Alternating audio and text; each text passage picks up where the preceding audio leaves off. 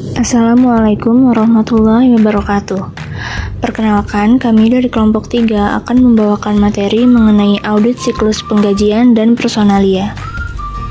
Sebelum itu, izinkan kami memperkenalkan diri terlebih dahulu.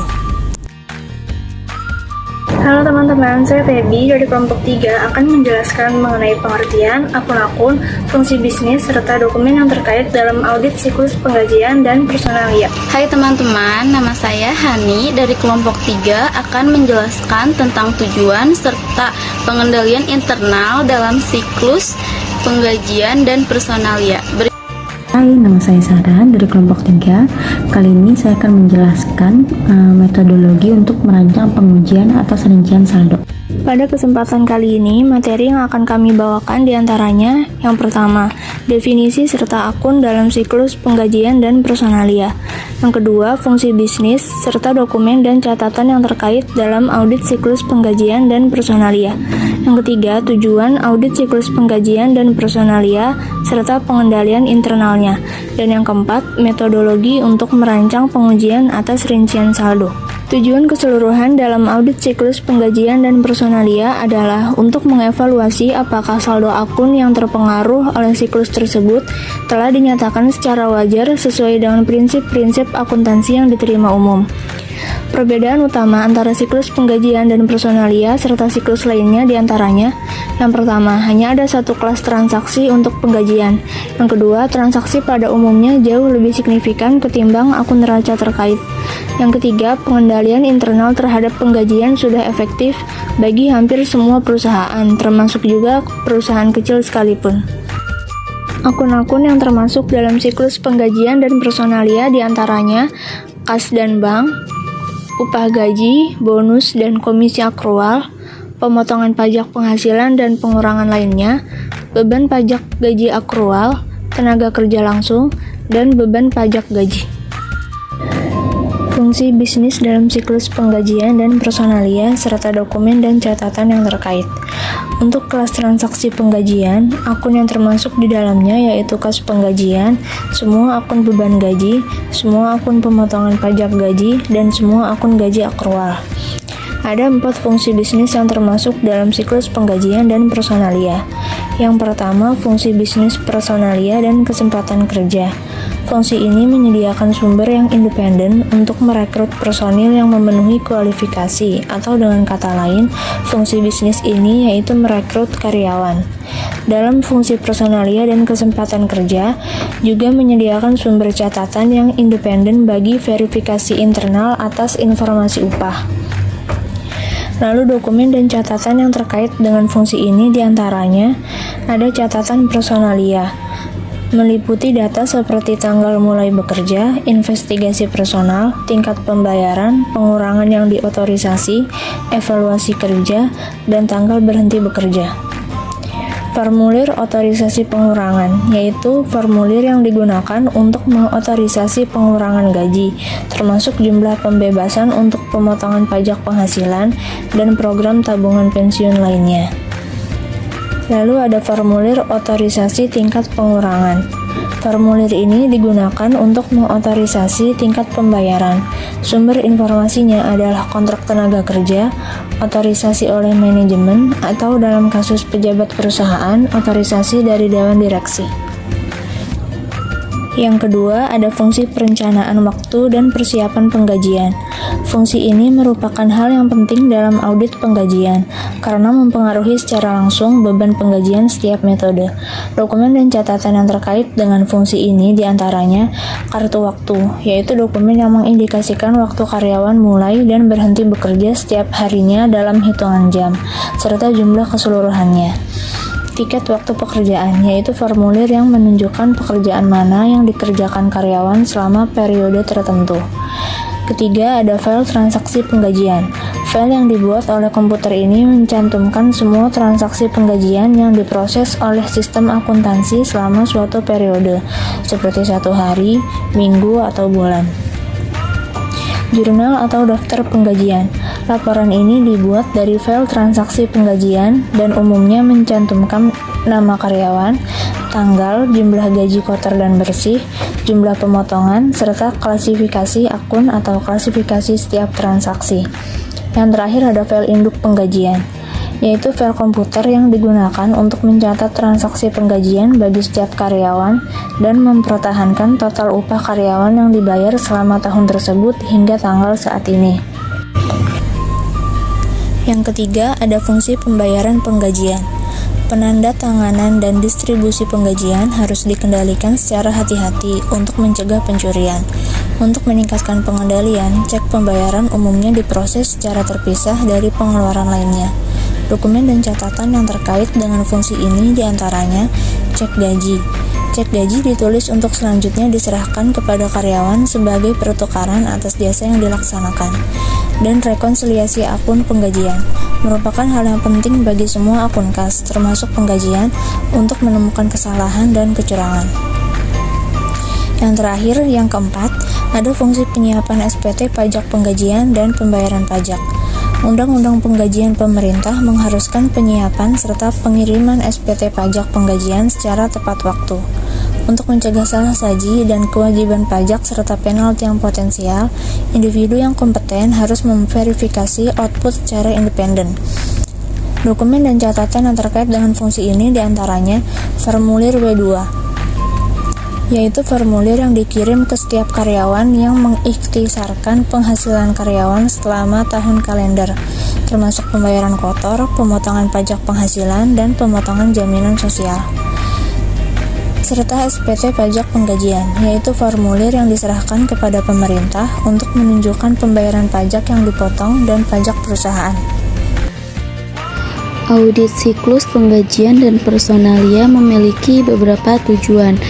Yang pertama, keterjadian, artinya penggajian yang dicatat adalah untuk karyawan yang benar-benar ada. Yang kedua, kelengkapan, artinya semua transaksi penggajian telah dicatat. Yang ketiga, keakuratan, artinya transaksi penggajian yang dicatat adalah untuk jumlah waktu yang benar, tingkat upah yang sesuai, dan pemotongan pajak yang dihitung telah benar. Yang keempat, postingan dan ikhtisar, artinya transaksi penggajian telah dimasukkan ke dalam file induk dan diikhtisarkan dengan benar. Yang kelima, klarifikasi, artinya transaksi penggajian telah diklarifikasi dengan benar. Yang keenam, penetapan waktu, artinya transaksi penggajian telah dicatat pada tanggal yang benar. Selanjutnya ada pengendalian internal dalam siklus penggajian dan personalia. Yang pertama, pemisahan tugas yang memadai. Pemisahan tugas merupakan hal yang penting dalam siklus penggajian dan personalia, terutama untuk mencegah pembayaran terlebih dan pembayaran kepada karyawan yang tidak ada atau fiktif. Yang kedua, otorisasi yang tepat. Hanya Departemen Sumber Daya Manusia yang boleh mengotorisasi untuk menambah dan menghapus karyawan dari daftar penggajian atau mengubah tingkat upah serta potongan. Yang ketiga, dokumen dan catatan yang memadai. Dokumen dan catatan yang memadai tergantung pada sifat sistem penggajian. Contohnya seperti kartu waktu dan catatan. Memang diperlukan untuk karyawan per jam atau karyawan paruh waktu, namun tidak untuk karyawan tetap. Untuk karyawan dengan sistem insentif, maka diperlukan lagi catatan yang berbeda. Yang keempat, pengendalian fisik terhadap aktiva dan catatan. Akses ke cek gaji yang belum ditandatangani harus dibatasi. Cek harus ditandatangani oleh karyawan yang bertanggung jawab, dan penggajian harus didistribusi oleh seseorang yang independen dari fungsi penggajian dan pencatatan waktu. Yang kelima, pengecekan yang independen atas kinerja. Perhitungan penggajian harus diverifikasi secara independen, termasuk perbandingan total batch dengan laporan ikhtisar. Seorang anggota manajemen atau karyawan lain yang bertanggung jawab harus mereview output penggajian untuk melihat setiap salah saji atau jumlah yang tidak biasa. Yang keenam, penyiapan formulir pajak penggajian. Auditor harus mereview pengisian dari setidaknya salah satu jenis formulir pajak penggajian yang merupakan tanggung jawab klien sebagai bagian dari pemahaman atas pengendalian internal. Rekonsiliasi yang terinci atas informasi yang ada pada formulir pajak dan catatan penggajian mungkin diperlukan apabila auditor yaitu bahwa SPT pajak telah disiapkan secara tidak benar. Dan yang ketujuh, pembayaran potongan pajak penggajian dan pemotongan lainnya secara tepat waktu. Auditor menguji apakah klien telah memenuhi kewajiban hukumnya untuk menyerahkan pembayaran semua potongan pajak penggajian sebagai bagian dari pengujian penggajian walaupun pembayarannya biasa dilakukan dari pengeluaran kas umum. Pertama, auditor harus menentukan persyaratan klien untuk menyerahkan pembayaran yang dapat ditentukan dengan mengacu pada sumber seperti hukum pajak, kontrak serikat pekerja, dan perjanjian dengan karyawan. Yang kedelapan, hubungan antara penggajian dengan penilaian persediaan. Klarifikasi akun yang tidak tepat akan mempengaruhi penilaian aktiva secara material untuk akun seperti barang dalam proses, barang jadi, atau konstruksi dalam proses. Contohnya adalah overhead yang dibebankan ke persediaan pada tanggal neraca. Dapat dinyatakan terlalu tinggi jika gaji personil administratif dibebankan secara tidak sengaja ke overhead manufaktur tidak langsung. Yang kesembilan, pengujian atas karyawan yang tidak ada. Mengeluarkan cek gaji, padahal karyawan tersebut sudah tidak lagi bekerja. Biasanya dilakukan oleh mandor, rekan karyawan, atau mungkin karyawan itu sendiri. Cara mendeteksinya adalah auditor dapat membandingkan nama pada cek yang dibatalkan dengan kartu waktu dan catatan lainnya untuk mengetahui tanda tangan yang diotorisasi. Pengujian atas kecurangan waktu. Biasanya sulit bagi auditor untuk mengungkapkan kecurangan waktu. Salah satu prosedurnya adalah merekonsiliasi total jam yang dibayar menurut catatan penggajian dengan jam kerja yang independen.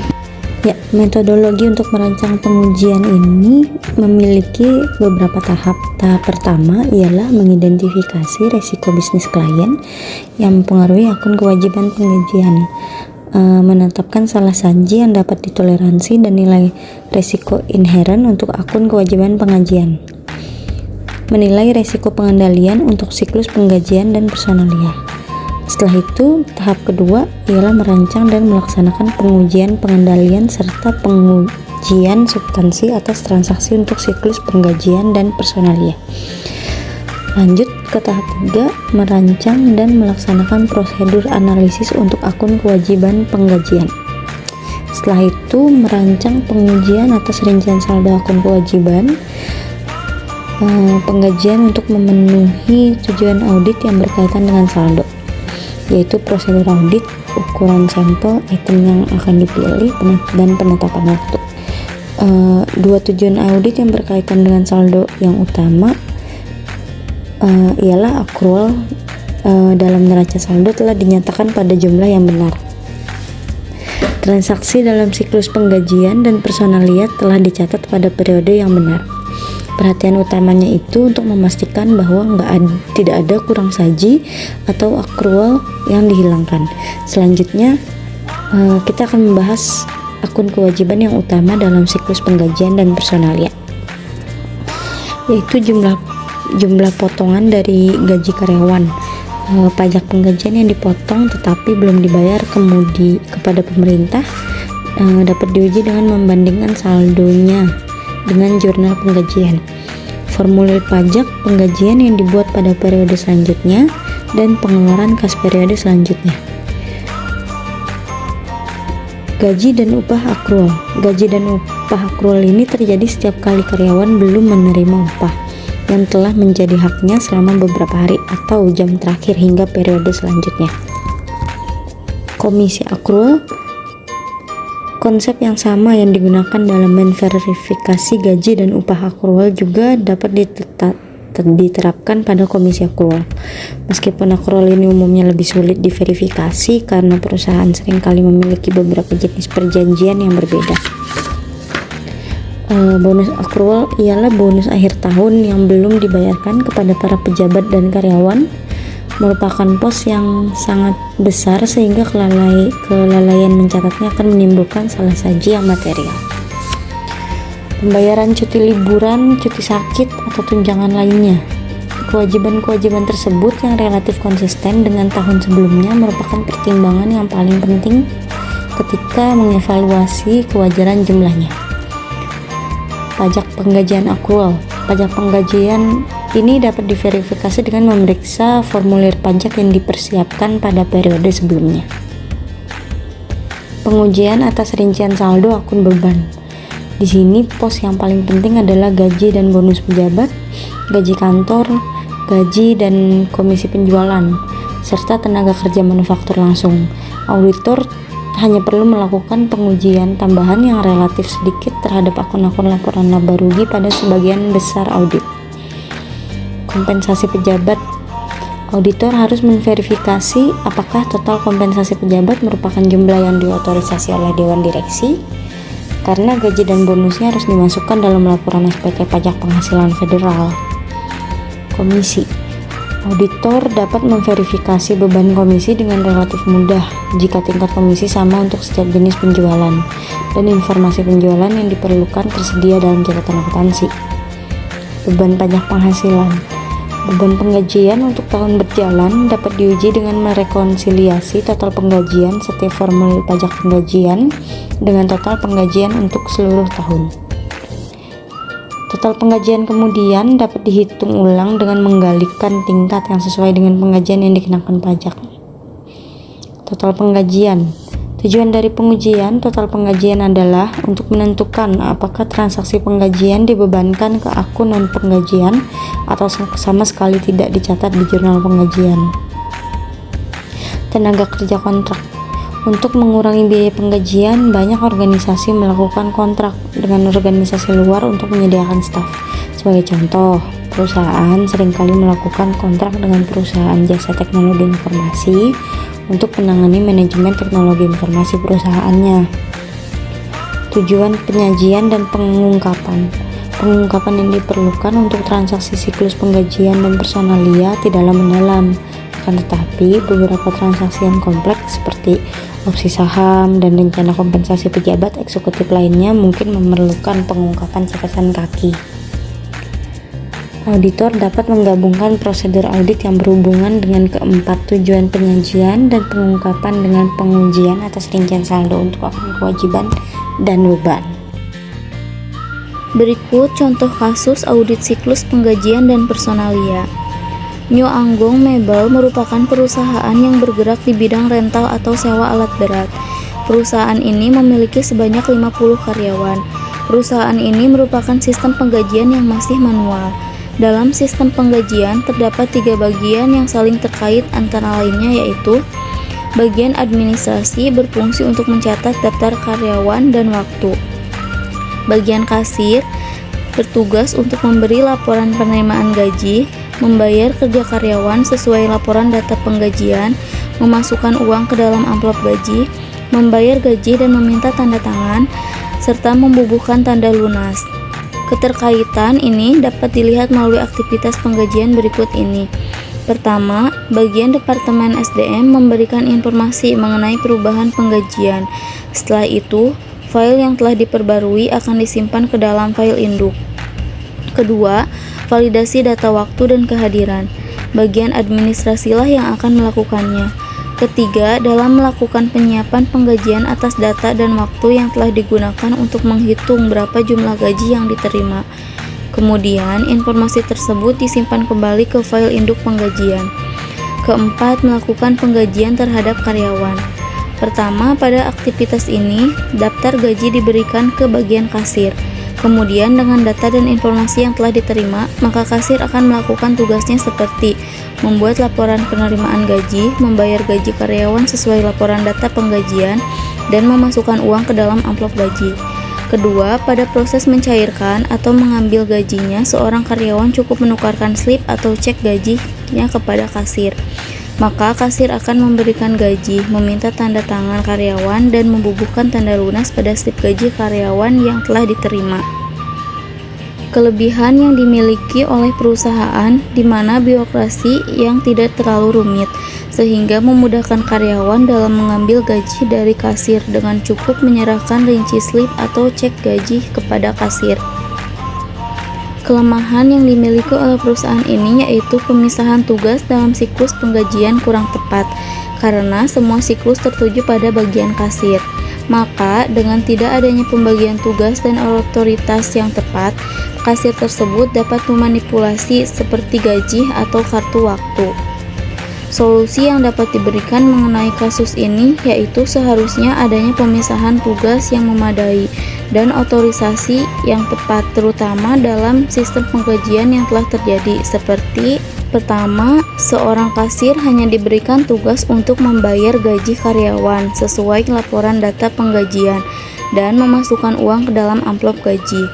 Kedua, mempekerjakan seseorang selain dari sistem penggajian untuk melakukan pembayaran gaji, meminta tanda tangan dan membubuhkan tanda lunas setelah karyawan menukarkan slip atau cek gaji kepadanya. Ketiga, perusahaan seharusnya merekrut kembali seseorang selain dari sistem guna membuat laporan penerimaan gaji yang diterima berdasarkan slip atau cek yang telah ditukarkan oleh karyawan dan menyimpan kembali slip atau cek tersebut.